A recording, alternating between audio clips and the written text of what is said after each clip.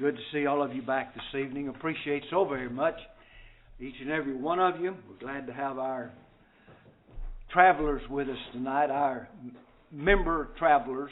We're always glad to see Kevin and Lisa back. And hopefully someday soon he'll be back here with us all the time. We're going to look at some questions, as was mentioned earlier. One of the questions I think comes from a lesson that we had a couple of weeks ago about the ascension of Christ, and we'll do that question second. But the first question we want to look at, it deals with a doctrine that is very popular, even though we may not know the name of it. We may not be able to call it by the name that these people do, these denominational folk. But the question has to do with the original sin, or the Adamic sin, as it is called. And the question is, how do you refute the doctrine of original sin?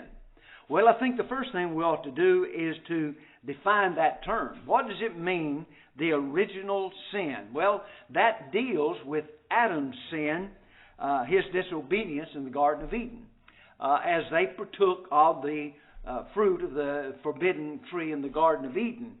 Original sin can be defined as the sin that we're guilty of, that we all possess in God's eyes, as a direct result of Adam's sin in the Garden of Eden.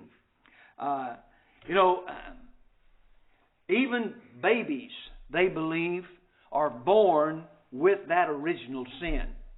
Even though they are not old enough to commit sin, as we know what sin is, defining sin being a transgression of God's law. But the idea that they have is Adam and Eve sinned in the Garden of Eden. So therefore, when we are born into this world, we take on the guilt of the Adamic sin. Now, what I'd like to do, I'm going to read a few things here. The doctrine of original sin, or the Adamic sin, is taught by the Roman Catholic Church. And what I want to do is just read a few things out of their book. I don't want to misquote or misstate what they believe, but from their catechism, original sin is defined. They teach that Adam has transmitted to us a sin with which we are all born afflicted, a sin which is the death of the soul. Then it goes on to say, they write, how did the sin of Adam become the sin of all his descendants? And they say the whole human race is in Adam as one body of one man. By this unity of the human race, all men are implicated in Adam's sin, as all are implicated in Christ's justice. Still, the transmission of original sin is a mystery that we cannot fully understand. But we do know by revelation that Adam had received original holiness and justice, not for himself alone, but for all human nature. By yielding to the tempter, Adam and Eve committed a personal sin.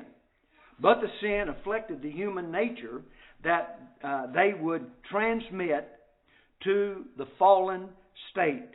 And then they go on and they talk about the original sin. It's a sin contracted and not committed, a state and not an act.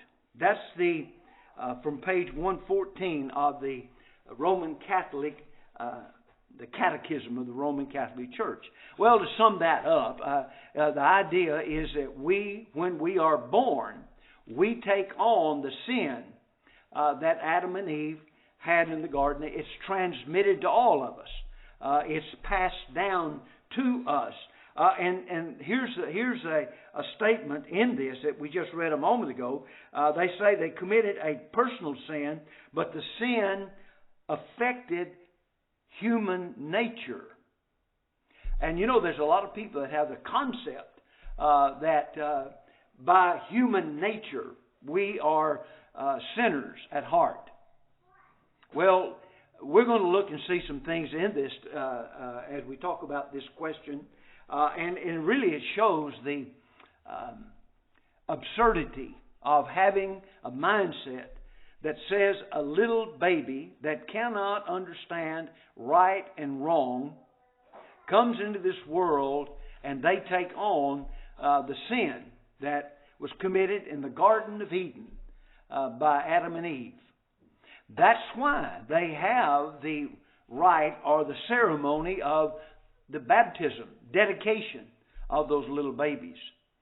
I saw a picture one time of them baptizing a little baby, and that little baby was squalling just as loud as it could. And I thought, well, that kind of shows you it's not something that baby wanted to do. It's something he was forced into doing. But it really is, it's out of place to even begin to think about a little baby born into this world and being born a sinner. Let's look over to Romans 5, verse 19. And we'll talk about this verse because here's one of the places they like to go. And we're talking about someone asking, how do we refute? Well, we need to look at their perspective because there's no real reason to even have a slight belief in what they teach. But they'd like to go to Romans chapter 5, there in verse number 19. And this is what the verse says. It says there, for as by one man's disobedience many were made sinners, so by the obedience of one shall many be made righteous. Well, of course, they're saying there in that verse, when it says by one man's disobedience many were made sinners. In other words, because of Adam's sin, then we are born with sin. Well, of course, that verse is not teaching that at all. The verse is saying there that sin was introduced into the world by Adam and Eve. Why? Because they're the only people on the face of the earth. They're the only people here. But it talks about Adam's sin. Well, Adam is the one who was the head of that family. And so when they speak about Adam's sin, they're talking about something that he allowed to take place in that. And in their catechism, it says all men are implicated in Adam's sin, as Paul affirmed, by one man's disobedience, many, that is, all men, are made sinners. We're made sinners because Adam sinned. Well, there's a couple of verses I want us to look at that will nullify, will completely destroy the error that's being taught in that catechism. And you know, if you stop and look at the Roman Catholic Church catechism, there's so many doctrines in there that really are not even close to what God has said or what the Bible teaches concerning man's salvation. But let's look at Ezekiel chapter 18 and verse number 20. And as you're turning there, I want you to be thinking about what they say about Romans 5:19. They say that we are sinners because Adam sinned. Now, remember this. Sin was introduced into the world by the sin of Adam and Eve in the garden. But it's not by his sin that I take on sin. Now, if you notice there in Ezekiel chapter 18 and verse number 20, notice it says, the soul that sinneth, it shall die.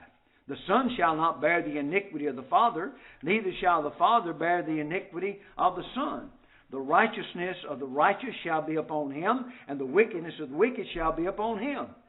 This verse reveals that sin cannot be transmitted from father to son or vice versa. The soul that sinneth, it shall die. And again, the idea there is we're not going to take on the righteousness of somebody else because they're righteous. And also on the other side, we're not going to take on the sin or the wickedness of somebody else simply because they sin or because they are wicked. Now again, I want to emphasize that we do have sin in the world. It was introduced into the world by Adam and Eve in the garden. And that's really what we're looking at there in Romans chapter 5 and verse number 19. It goes on to say there that by one man, that being Christ, that we can be made righteous. But that doesn't mean, just think about that, if it is Adam's sin, as that verse is talking about, brings about sin to us, then why would not that righteousness that Christ exhibited, why wouldn't that be transferred to me? I mean, if one can be, why can't the other? If not, why not? So you can see very clearly that they're completely out of place when they talk about those things. They declare that every son has been born by the iniquity of their father. Sin came because the iniquity of Father Adam. But let's look at another passage. In Romans 14, verse 12, we find in Romans 14 and verse 12 another passage that refutes the doctrine that we've just been talking about. If you look there at verse number 12, it says, "So then every one of us shall give account of himself to God." Adam gave account of himself to God because of his sin. Now you notice Eve had to commit the sin in order to be a part of Adam's sin. Of course, we know that they both sinned, but for instance, just for the sake of argument, let's say that Eve was tempted to partake of that fruit, and she then tempted her husband. She partook of that fruit, and he did not partake of the fruit. Well, why wouldn't that transfer over to him anyway? Because it's coming to us anyway. It's being transferred to us. If that doctrine of original sin is a true doctrine, of course, it's shot full of holes. But there in Romans 14:12 again, "So then every one of us shall give account of himself to God." Adam is not going to give an account for me. I'm not going to give an account for Adam or Eve or anybody else. I'll give an account for myself. And that's what this is talking about. Each person will stand in judgment and give an account for what they have done. We're going to be responsible for our own sins, not somebody else's. If you stop and think, that's just, how in the world could we ever begin to think that because somebody sins here, then it's going to be on my record. There's going to be a blot on me because somebody else has sinned. Well, it just does not make any sense at all. If you look at 1 John, there in 1 John chapter 3, verse 4, you know this passage. It defines what sin is. But notice what it says in that verse.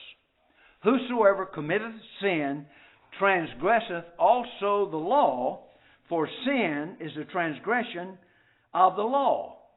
Okay, what law was Adam under? Patriarchal law. Do I transgress the patriarchal law? This verse says, I'm in sin when I transgress the law. Which law am I going to transgress? The gospel, the New Testament law. So it's pretty clear that they have got this out of place. And somebody might put a question in to say, well, why did they dream that up? And I'll answer that pretty quickly. I don't know. I don't know why anybody would bring that kind of thing to their mind. To say, here's a little baby that's born. You've got that little baby in your hands. Has done nothing, knows nothing. But we say he was born a sin. So what do we got to do? Now, because he is born in sin, because he is now a sinner, what do I need to do? I need to do something to make things right for him. So we'll have infant baptism. That's why those things come up. And you know, the truth of the matter is, one makes as much sense as the other. And that's zero. No sense at all to think about that kind of thing. You know, I sin because of my choice. You sin because of your choice. I'll answer for what choices I make. You'll answer for the choices that you make. Whether they be good choices or bad choices. But it's up to us to make those decisions and those choices. Okay, hopefully that helped with that question. Number 2 in our questions tonight. And you remember I guess it was last week or maybe the week before, we talked about the ascension of Christ. How that there's so many things that are involved, had to take place. And they could not take place without the ascension of Christ. And you remember one of the things that we said, He told them that He had to go away so that He could send the Comforter. He had to ascend back to the Father before He could send the Comforter for them. Well, if you look at this and remember, one of the things we said about that ascension is when, and both of these examples are going to wrap around the same passage or the same chapter. But one of the things we said was, after Christ was crucified, after He was buried, then He arose from the grave. And Mary came to the tomb. And He was gone. She thought the gardener maybe knew where He was. Well, the gardener, she mistook for the gardener, was really Christ. And after He made the statement or called her by name, she recognized who He was. And then she wanted to take hold of Him. And He said, "Touch me not, for I have not ascended back to my Father." But then in the same chapter, and we'll read this in a moment, in the same chapter, just a few verses later, when He came and the disciples saw Him, but Thomas was missing. And so a little bit later, Christ comes into where Thomas is, and Thomas did not believe. He said, "But if I touch Him, I'll believe." Now the word touch is not in that passage. But the Lord said, thrust your hand into the side. And so the question is this: why did the Lord not let Mary touch Him, but allowed Thomas to touch Him? Now let's read the passages. Go to John chapter 20, verses 16 and 17. When you look at the verses that these come from, then we'll come back and talk about the context of them. First of all, in John 20, verses 16 and 17, it says, "Jesus said unto her, Mary. She turned herself and saith unto Him, Rabboni, which is to say, Master. Jesus saith unto her, Touch me not, for I am not yet ascended to my Father, but go to my brethren, and say unto them, I ascend unto my Father and your Father, and to my God and your God." So she says to her, "Don't touch me, because I've not yet ascended to my Father." And then we come down to chapter 20, verses 26 through 28. And here's the statement concerning Thomas. It says, "But Thomas, one of the 12, called Didymus, was not with them when Jesus came. The other disciples therefore said unto Him, We have seen the Lord. But He said unto them, Except I see in His hands the print of the nails, and put my finger into the print of the nails, and thrust my hand into His side, I will not believe." And after 8 days again His disciples were within, and Thomas with them. Then came Jesus, the doors being shut, and stood in the midst, and said, Peace be unto you. Then said He to Thomas, Reach hither thy finger, and behold my hands. And reach hither thy hand, and thrust it into my side. Be not faithless, but believing. And Thomas answered and said unto Him, My Lord and my God. Jesus saith unto him, Thomas, because thou hast seen me, thou hast believed. Blessed are they that have not seen me, and yet they believe. Well, now we've got Him saying to Mary, Don't touch me. But then He says to Thomas, now He had not ascended back to the Father at either place. So what is the difference in those two? Well, let's look at the example of Mary. there in the passage we look, in verse 17. Let's look at the context of that and notice that she was weeping because Jesus, his body was not there at the tomb. She was distraught because she thought they had taken him away and taken him someplace else. She wanted to know where they had taken him. And when Jesus said Mary, then she knew that it was the Lord. But in verse 17, when he says there, touch me not, for I have not yet ascended to my Father. That word touch is the key to it, I believe. The word touch here is a word that means to fasten oneself to cling to adhere to. Not just the idea of touching, but grabbing on and holding. In this verse, Thayer's defines it as to fasten oneself to adhere to cling to. Vincent's word study says here is not a mere momentary touch, but a clinging to. If you look at 2 Corinthians chapter 6, verse 17 there, notice that passage because here we find that same word.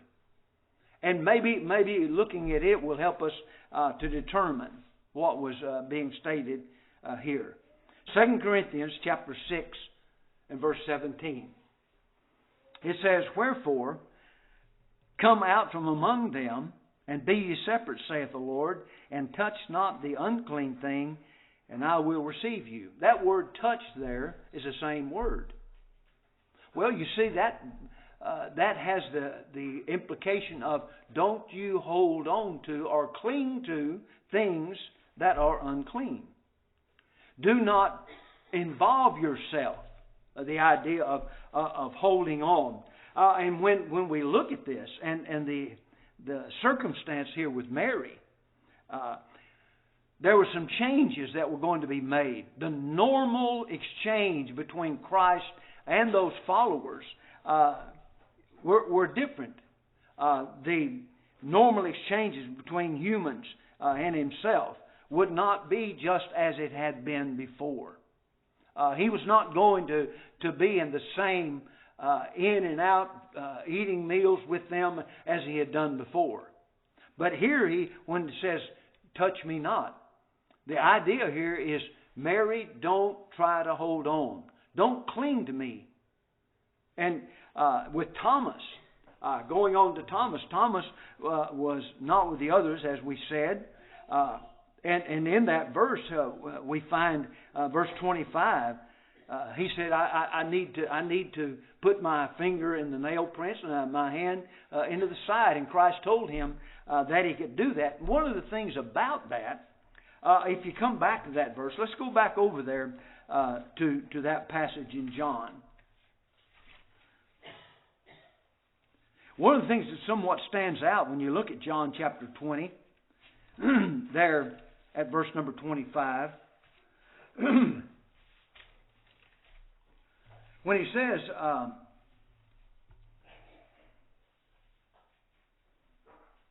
the other disciples therefore said unto him, we have seen the Lord. But he said unto them, except I shall see in his hands the print of the nails, and put my finger into the print of the nails, and thrust my hand into his side, I will not believe. And then, of course, we come down to verse number 27. Here the Lord says, reach hither thy finger, and behold my hands, and reach hither thy hand, and thrust it into my side, and be not faithless, but believing. And it says here that by the recognition of that, Thomas then was able to say, my Lord, my God. So it's a different thing than the touching of Mary in verses before that.